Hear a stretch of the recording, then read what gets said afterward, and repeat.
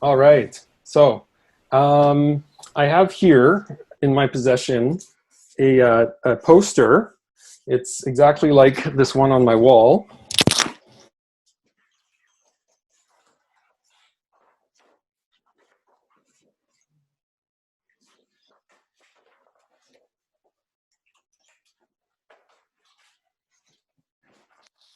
I want to offer it to anybody who can sing the Newton Pie song with that was written by Avi Drissman. And if you don't know what I'm talking about, you can Google it and figure that out. And if you also play the guitar or something or piano, I have another poster, which is a surprise that I can give you. In 2017, I made the film Love Notes to Newton, which was really it was a fan film and kind of a passion project for me uh, about the Newton, and it started off as kind of something very small, and very quickly it got much bigger. So this is behind the scenes, or how to make a movie if you do not enjoy sleep, because I did not sleep very much while I was making this. Okay, so a little bit about me. This was my first Newton. It was the original message pad.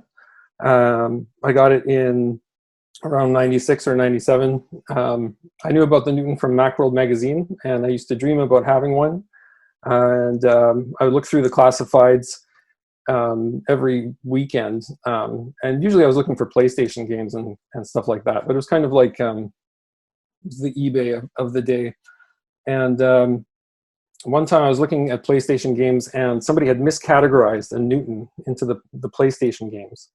And I knew what it was, and I called the guy. I got my dad to drive me over there, and I picked up my first message pad. And it was, I had kind of the experience that I think most people have when they first get a Newton in their hand. Is it's just like it's just a really kind of special device, and your mind is kind of filled with kind of the possibilities of like a handheld computer. And we don't really think of that maybe so much now, because iPhones and Androids are so ubiquitous. But at the time, it was just a really cool feeling. And a few years later, I got my MessagePad 2000 when I was in college. Um, and I joined Newton Talk. And so the idea for the film came in about 2009. I had been experimenting with video, and I wanted to do a documentary based on the Newton. Excuse me. And so I put this message out there, and there was a little bit of interest, but I really wasn't really in a place where I could actually make a film. So fast forward to, whoops. Okay, I became a wedding videographer. So I figured after a while I was making pretty good money shooting weddings, so why not shoot a documentary? And so I threw the idea out there again, and a lot of people responded, and I decided to start a crowdfunding campaign. But I wanted to have like a kind of a strategy about it, so that I could actually finish the film, because I didn't think we would make like a ton of money crowdfunding it. So my strategy was to pre-shoot some stuff for the crowdfunding video, which we did. I figured we'd shoot it like a wedding, which is you try to make it look expensive without it actually being expensive. And you take a lot of shortcuts. I figured that I'd travel where I could, and to keep costs down, I would sleep in cubicles on planes, trains, buses. I'd do some couch surfing. And also for some stuff, it was just not feasible to travel to, say, New Zealand on a small budget. So I figured we'd hire local videographers for some of this stuff. And because I found out that very quickly that a lot of videographers are really expensive. And so what I did is I started looking on Google at wedding videographers like me, who will do stuff at very high quality for maybe not as much money. So that's what I did for some shoots in New Zealand, Oregon, and Finland. So I didn't actually travel to these places, but these other videographers did a phenomenal job. Whoops. And I also wanted to get submissions by community members.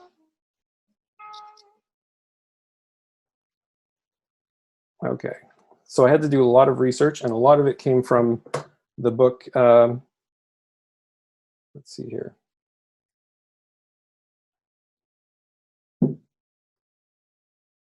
Sorry, guys.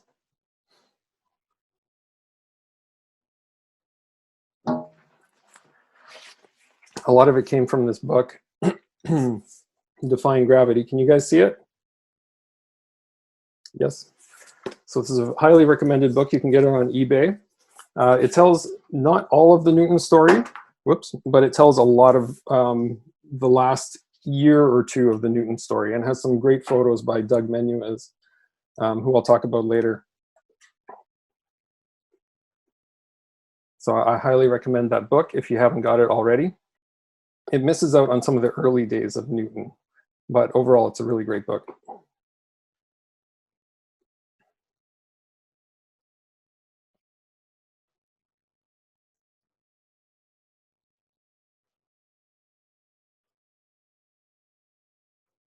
Okay, and here's some of my daughter's artwork for her school projects, but that's not what I wanted to show. Oops.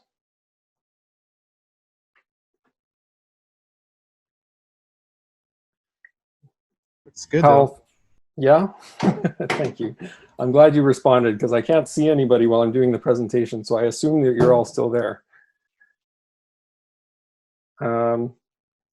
Okay, so I did a few preliminary interviews, which turned out to be really great interviews, and really kind of set me on the right path. And we launched on Indiegogo, and we raised a lot of money, thanks to the community and thanks to other people who love this kind of thing. We raised, no, just kidding, we didn't raise this much. This is how much we wanted to raise, converted from Canadian dollars to American dollars with the current exchange rate, which is actually what the Indiegogo page still shows. Let's see here. What we actually raised was about $8,000 Canadian, which since I'm in Canada, it shows me Canadian dollars, but I think it was around $6,000 US at the time. So that was about 40% of our goal.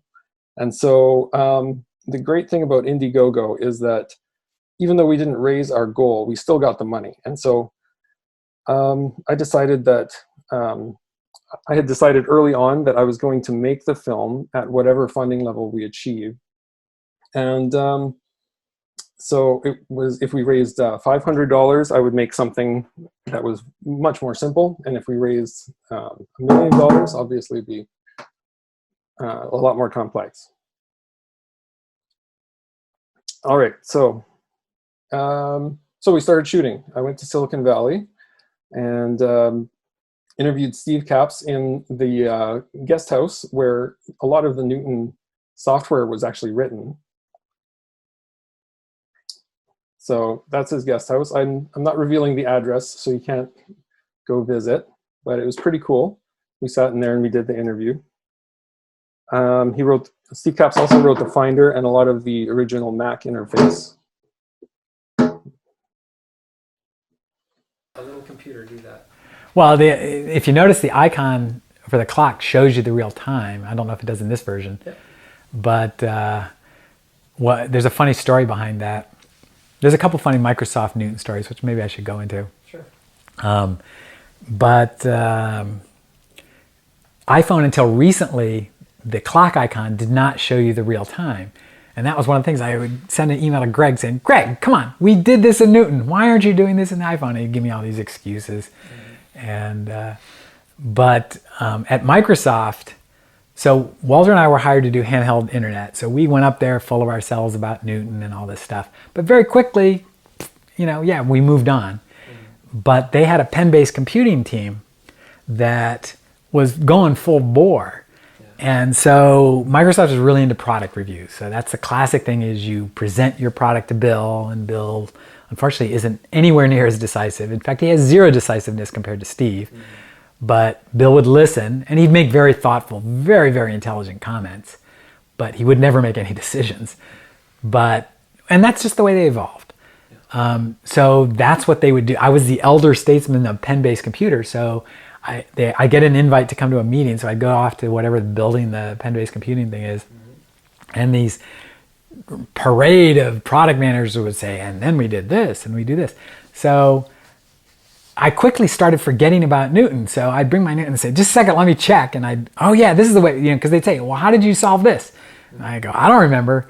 And then at one point over time, it got to where everybody in the room but me would have a Newton. And they were buying them on eBay, and they were pretty cheap at this point, like $300. They were buying these Newtons, and they became this incredible little microcosm of Newton fanatics inside Microsoft. So I come to the meetings and they'd say, well, why did you do it this way? And I go, I don't remember. And they knew these level of details. But this one guy, and the reason I'm bringing this up is this clock thing is, I came up with this brilliant idea, and then I realized you guys had already done it. And it was having the clock show you the real time. Of course, yeah. And so it was funny, this very surreal out-of-body experience to be going to this room, talking to people about a product that you spent 5 years of your life on that they know more than you know about. And so it is kind of funny. And then, I don't know whatever became of it there. But does anybody know who Steve Capps is? Kelso? Hang on a second. Question, right? Yeah. Who wants to chime in? Unmute yourself. I think there's more of us who know who he is than don't know who he is. Okay, good. For anybody who doesn't know, Steve Capps was pretty much one of the driving forces behind Newton development. He was kind of the last guy standing, getting it working when they were doing the Newton 1.0, and he stayed on to help create Newton 2.0. That's a very, very short version of who Steve Capps is.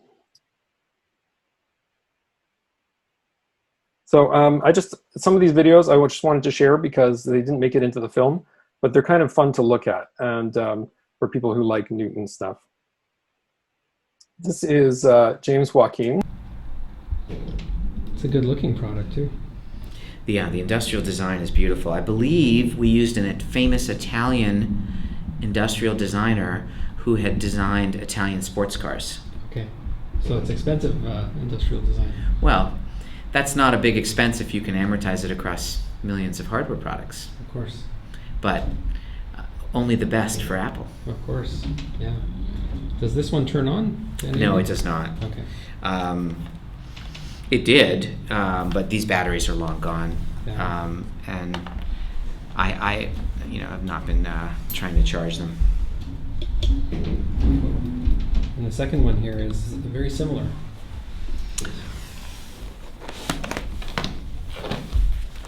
Yeah, and I don't quite remember the timing, but this was the second attempt at a Newton tablet, codenamed BIC.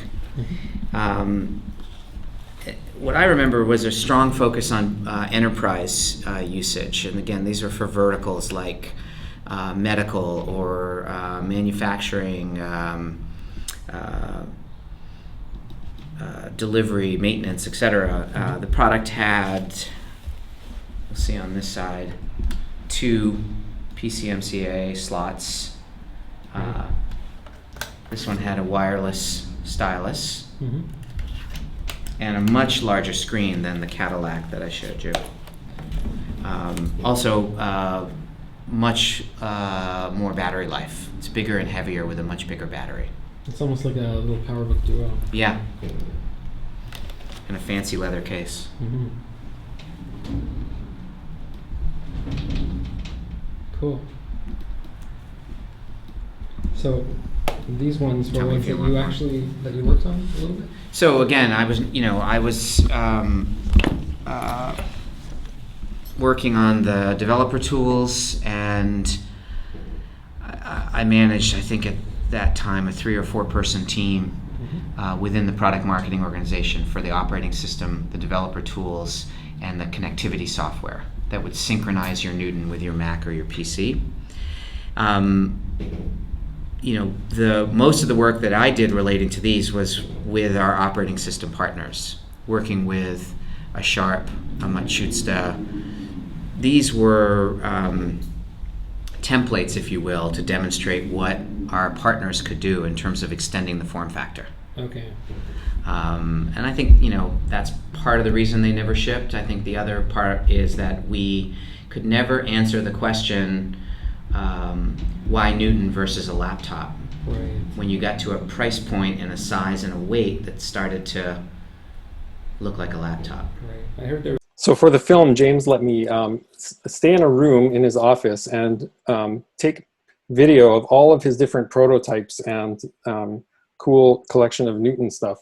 And he would keep checking in on me every once in a while. I think he knew that I was a fan, and he just wanted to make sure I didn't steal anything.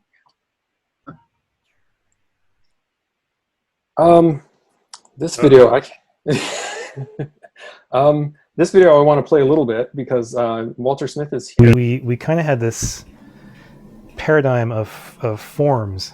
So you can imagine, like, you've got an address book, and an address book is basically a form with name and address and phone number, and then there's a view of the summary of all the forms. And then we realized, well, you're going to want to have programmability in the form. So we thought, well, it's going to be kind of like a spreadsheet.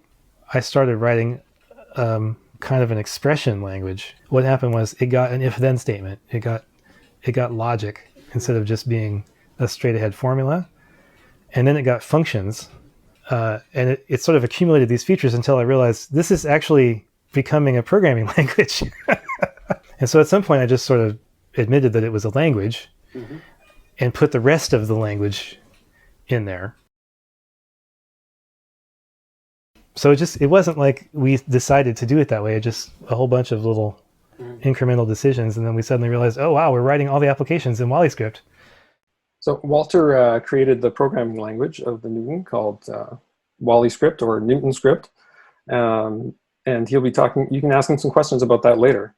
But that was a neat little clip that didn't quite make it into the film for time reasons, but where he kind of explains how it came about.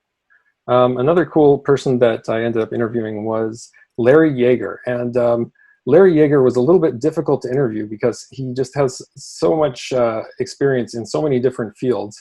And so I'll play you his video, and you'll be able to kind of see a little bit about him.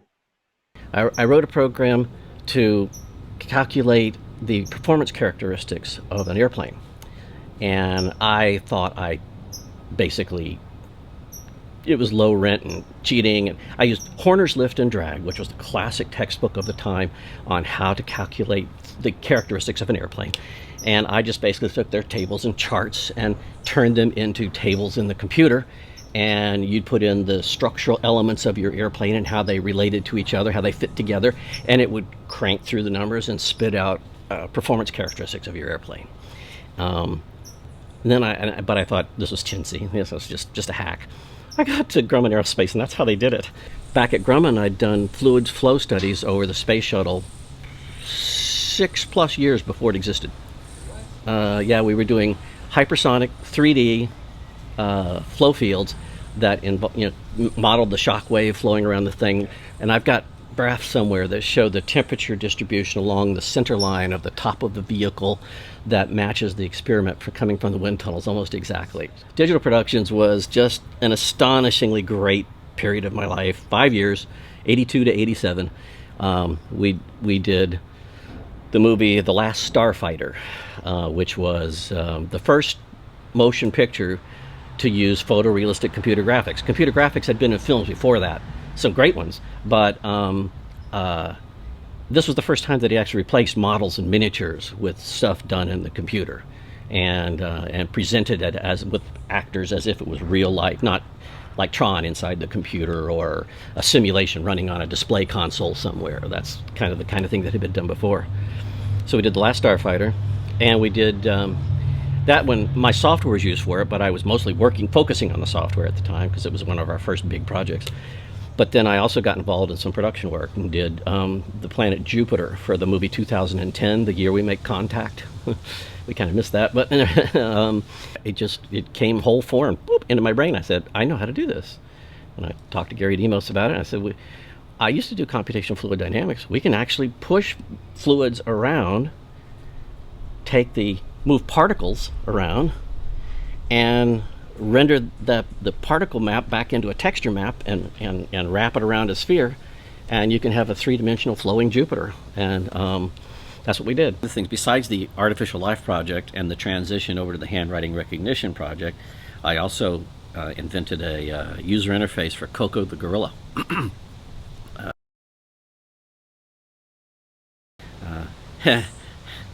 Did a silly thing.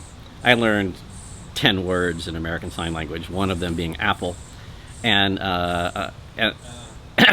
you can see where this is going, can't you? And I told her that we were from Apple, and she perked up and wanted to see all of our bags immediately. And she went looking for the apple, of course, because Apple computer means nothing to it, you know. So that was a dumb thing on my part, but okay. But it turned into a fun thing.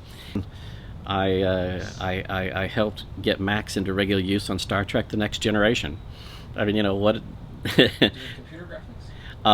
Doing basically on-screen graphics, not rendered 3D graphics, but you know, where you see the alert, and the standard sort of bars revealing information about the computer. So that's Larry Yeager. He's the guy responsible for the Newton's second handwriting recognition. And he also did all this cool movie stuff. And he was also involved in the making of the Terminator 2 movie with all these, I guess he consulted on it with all his fluid dynamics experience. If you remember that movie.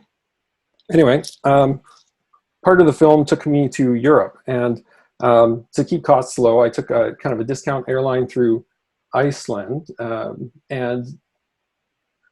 So you might think that that's pretty glamorous, but this is my one shot of Iceland. It came through at night. I figured that I would sleep on the plane and I'd be ready to go in the morning. And so I met up with Matthias in Dusseldorf, and Frank came to meet us in Osnabrück. And I found out that all Germans are nice. Matthias drove me in his Tesla to meet Frank, and he let me stay at his house. We didn't have a location to shoot our interview, but we just walked into a restaurant and asked if we could do it there. And the woman gave us basically VIP treatment. She took us to an upper room, let us have it all to ourselves. And there was a lot of stuff that just worked out for this film to happen. I'm just one guy, so I couldn't plan everything. I had to do just what worked. But it turned out great. But please don't contact Matthias if you need a place to stay in Dusseldorf. His wife and him were really gracious, but he doesn't run an Airbnb. Then from the interview in Dusseldorf in Osnabrück with Matthias and Frank, who are here today, I purchased a bus ticket. And this is a really innocent looking bus ticket. And I took the bus overnight because I decided to save time and money. I would just sleep on the bus, which turned out maybe to be not such a great idea. Matthias dropped me off at the stop, and the bus was late by about 1 hour, and it was packed solid. Anyway, I got on, but they didn't have time to empty the toilet, so it was overflowing. It smelled terrible. There was a drunk guy sitting across from me. He had a plastic bag full of cheap beer, and he would drink a couple, and then he would fall asleep. And then when he woke up, it was like he was a different person. He was trying to pick fights, and he was yelling at people. And then he would fall back asleep, and he'd be himself again. At one point, a nice-looking girl sat next to him, and I was thinking, just don't do it, don't do it. And sure enough, he woke up, and he was yelling and belligerent, and the girl had to move. So anyway, it was a little bit difficult to sleep, but I eventually managed to fall asleep. And I was sleeping for about 15 minutes when we sideswiped a transport truck, and the bus driver just kept on going. And after that, I didn't sleep anymore. The bus driver got lost, and he had to get out in the middle of nowhere to ask for directions. And we arrived in Paris about 2 hours late. But I got there. And this is how you film a movie without a whole lot of money.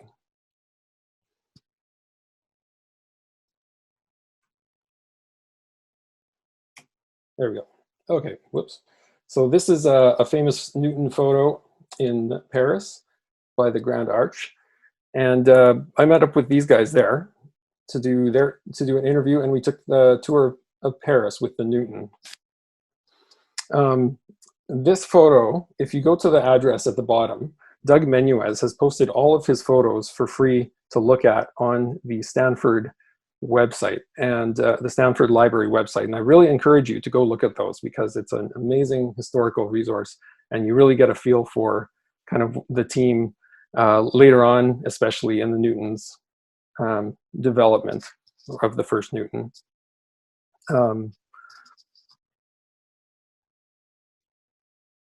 So we met up with Paul Guillot and Cedric and Sylvain and it was pretty cool. Hang on, guys.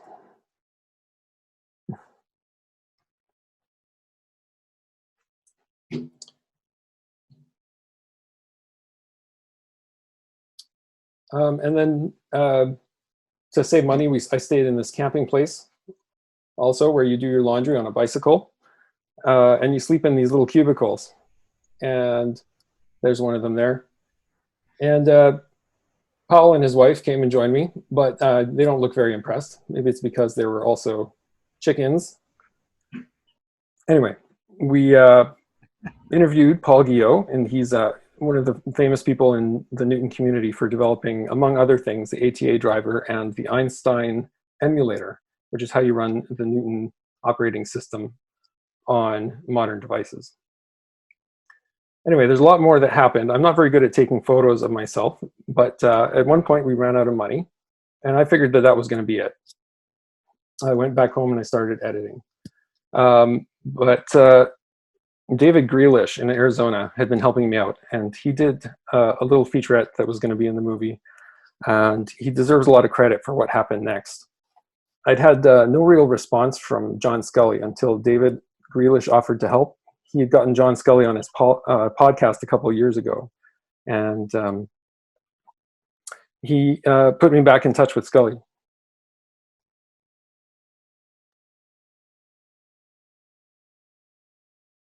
Oops. So I got to John Sculley's apartment in New York City. I live in Montreal, so it's not far to fly. And I flew in the morning. I stopped at Starbucks and went over my questions for him. And I went up to his apartment. He opened the door. He was very friendly, greeted me warmly, and he told me right away that we have a hard stop in about an hour. Because I travel light and I use natural light, and I usually get the setup right the first time, I was able to maximize the time and ask him pretty much everything that I wanted him to talk about in about an hour. And so after about an hour, I checked my watch as I was asking a question, and I saw that time was up. And I realized that I had everything that I needed from him, and that was great. So I thanked him, and I started packing up. And this is actually a slide in the wrong place, but I'll tell you the rest of the story. John Sculley, he looks down at my original message pad, which I had brought along just as a prop. And he's like, it's been a long time since I've seen one of those. And so I go, oh, well, John, would you like mine? And he's like, oh, I don't want to take yours. And I said, well, this is actually not even my original one. This is one I got off eBay just to use and whatever. And he's like, yeah, I would like it. So John Sculley now has my original message pad, which is kind of cool. One other thing that I didn't get to do, or that I didn't include in the film, is my interview with Pino. And if you know Pino, he's a really prolific artist on the internet, and he does all these really cool drawings on old technology, and not just drawings, but animations and things like that. And so he did a series where he worked on the Newton, and it turns out he's a huge Newton fan and loves old Apple stuff. And I have an interview of him here, but I think for time's sake, I'm going to skip it, and we'll go on to the next thing, but we can present this later maybe.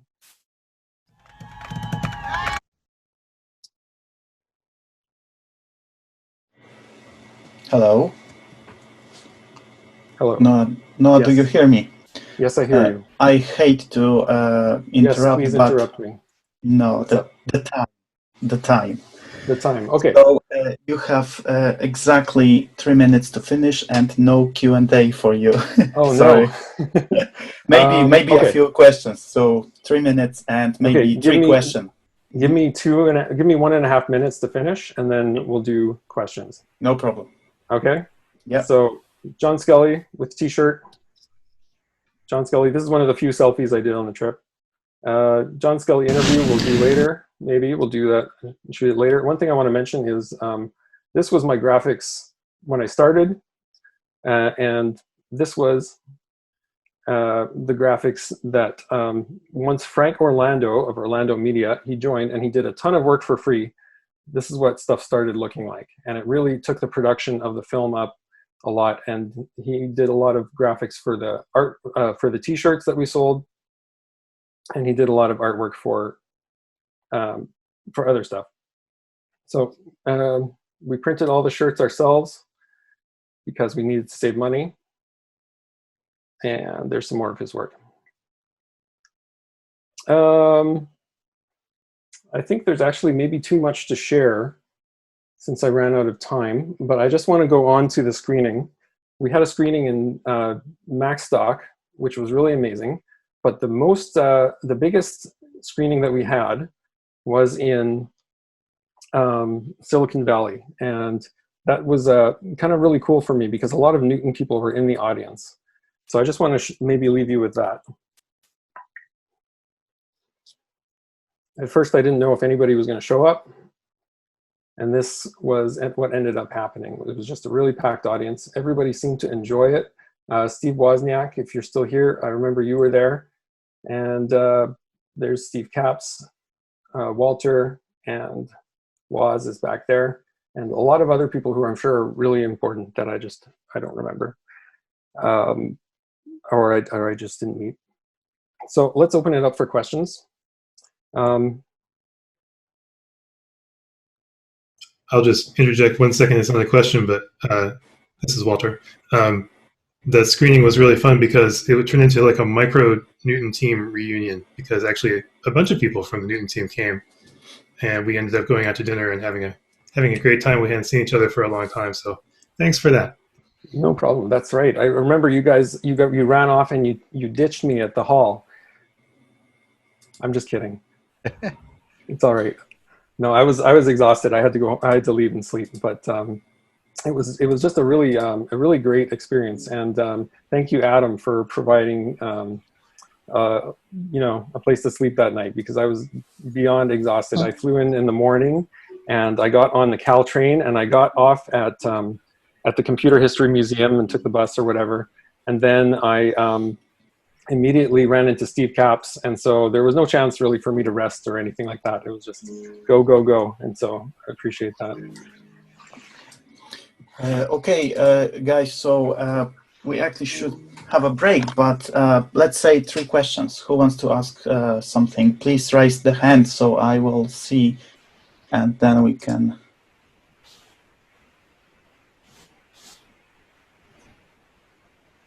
Techromancer is this. All right, okay. So... that's just me, Lauren. Hey. You may remember me from the person who tried to send a bunch of files on the email chat. Sorry about that. So, I didn't know. Okay, so what's your question?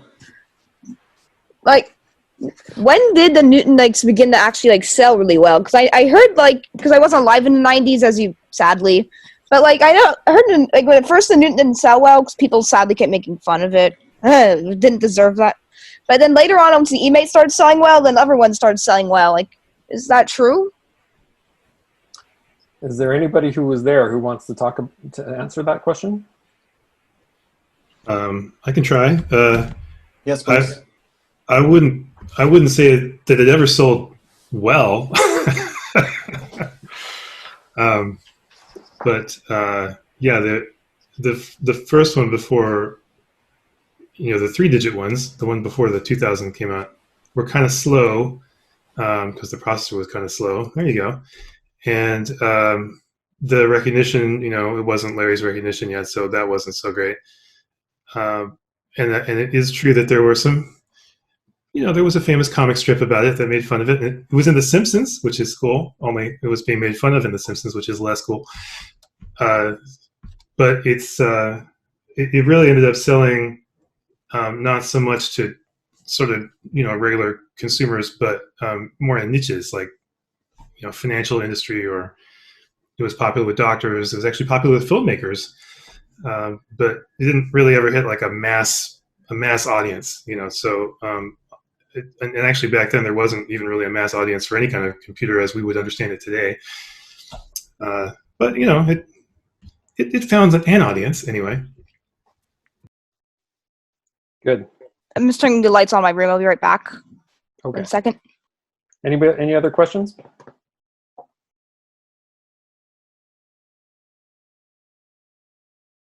There's actually one of those comic strips is actually an Easter egg on Newton OS 2.0. I'll actually demonstrate, in fact.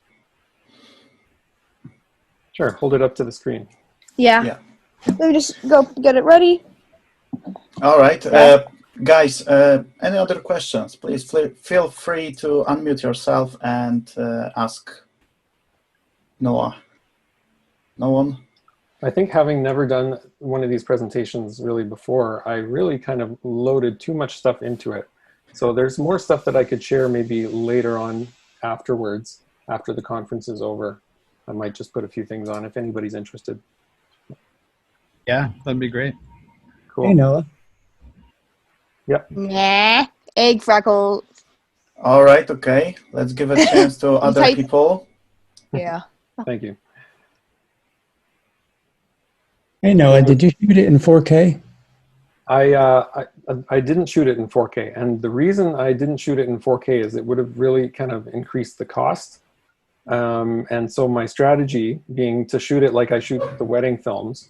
At that point, I didn't have a camera that shot native 4K. I would have to have an external recorder, and that increases file size and everything all down the line. So I didn't shoot it 4K, but I had some people tell me that they thought that I did because it looked so good. And so I guess if you can't tell that it's not in 4K, then sure, it's in 4K.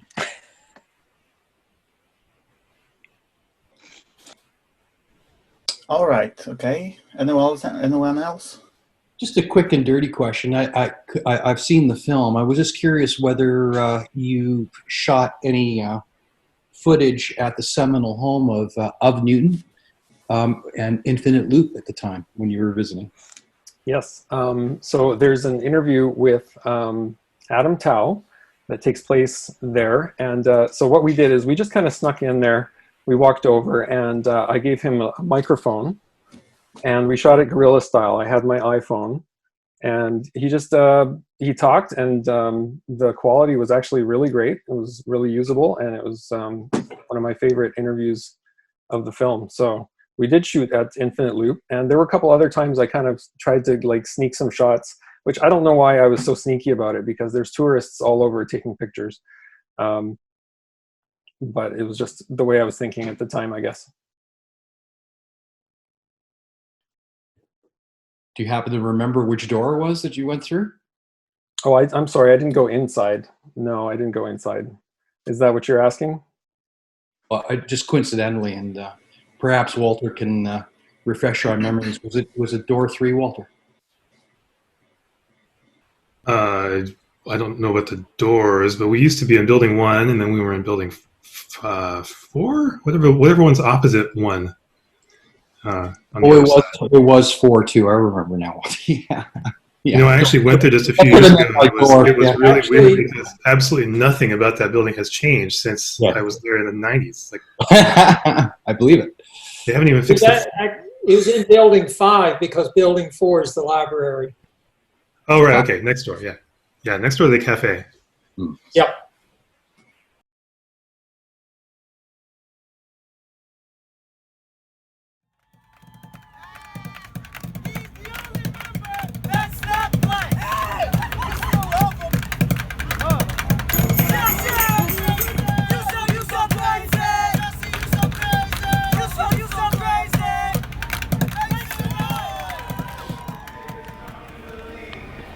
Hey, wow.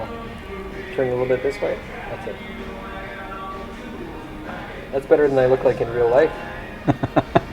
The time when they build this, they want to reach any businessman as possible because it guarantee for the money. But something that when I first touched in the 90s, I was thinking that I wish that I can draw with this. It's like a mobile sketch device. I can save it. I can save it to the computer. I can print it. I can duplicate it. This is can become a new art because it requires the tools from the old days. Right. There's a limitation that we need to embrace and bridging to another possibility. So, did you correct me if I'm wrong, but your time at Apple ended just before the Newton watch? Yeah, I was at Apple up until June of 1993, and Newton was launched about a month after that. So I wasn't CEO at that time. How did that feel to not see this come to fruition under your watch? Well, it was a lot of turmoil because I was being pushed out of Apple.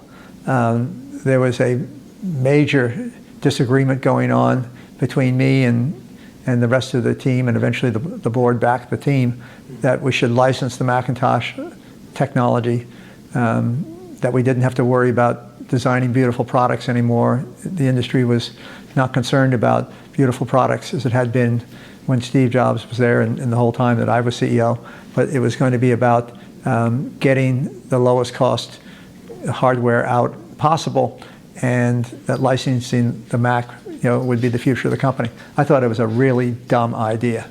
I didn't want any part of it, and I refused to be a part of it, and eventually I was fired of it. A lot of it was designed over playing basketball or playing ping pong. Even though we worked really hard, we had a tendency to relax a little bit. The 1989 earthquake is a nice little story. So we were getting, it hit late in the afternoon. We were just about to play basketball. And I was in my office with my pants off because I was putting on my gym shorts. And when the earthquake hit. And had it hit a few seconds later, I would have had to run out of the building in my underwear, but I had just pulled up my gym shorts. And again, this shows you that weird mentality of working really, really, really hard. So it's obvious it was a major earthquake. And we were sitting there by the back, the basketball court was in the back parking lot, watching the aftershocks cause the glass of our building to ripple as the wave traversed the building. I mean, literally, you can see this S-curve just go through the building and the glass curves, and you go, how can glass do that? But we're still playing basketball. And there's fires off in the hills. Somebody gets the radio and turns it on so we can at least hear why we're playing. And I called Marie and said, you guys okay? I'm gonna go home. There's no power anywhere. And we're kind of sitting there saying, well, we might as well keep playing basketball. So we play basketball, and then so we played a lot that night because there was nothing better to do because we couldn't work because the power was out. And we said, we probably should go home, don't you think? So people dispersed. And then later on for training the handwriting, we said, we need handwriting samples. And it turns out Larry Tesler was one of the few casualties of the earthquake at Apple. And what had happened, he was on the top floor of this building called Texaco Towers, but it was the headquarters building. It was a big building that Apple had built, and he was on 5th or 6th floor. And apparently big heavy conference room doors are not hinges like we know with a pin. They're actually a pin and a cap. So in the earthquake, it had slipped up, and the door apparently walked 10 feet and then fell on Larry's head and knocked him out. So they had to file an incident for this. So anyway, so I asked his secretary, hey, can you give me an example of Larry's handwriting? Because we want to see how people fill it. And that's what she gave me, was Larry's report of getting attacked by the door. And it was so funny because I was sitting there in the conference room when the door attacked me. And in a very typical nerd thing, he just described how this door came and attacked him and knocked him out. And the next thing I remember was people slapping me in the face, wake up, wake up. And so for years I had this in my file of, here's Larry's report in his handwriting of him getting attacked by a door, and we used to kid him about it.